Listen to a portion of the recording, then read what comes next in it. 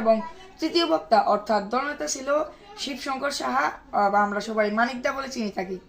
প্রথমে আমাদের উপজেলা পর্যায়ে কালিয়াতি পাইলট বালিকা উচ্চ বিদ্যালয় এবং কালিয়াতি RS পাইলট সরকারি উচ্চ বিদ্যালয়ের সাথে আমাদের কম্পিটিশন হয়েছে। তার মধ্যে আমরা চ্যাম্পিয়ন হয়ে উপজেলা চ্যাম্পিয়ন হয়েছি। উপজেলা চ্যাম্পিয়ন হওয়ার পর আমাদের ঘাটাইল উপজেলায় যে স্কুলটা চ্যাম্পিয়ন হয়েছে সেই স্কুলের সাথে আমাদের প্রতিযোগিতাটা হয় বিতর্ক, সেইখানেও আমরা চ্যাম্পিয়ন হই। তারপরে আমাদের সখীপুর উপজেলায় যে স্কুলটা চ্যাম্পিয়ন হয় সেই স্কুলের সাথে আমাদের প্রতিযোগিতাটা করতে হয়, ওইখানেও আমরা চ্যাম্পিয়ন হয়ে আমরা জেলায় সিলেক্ট হই।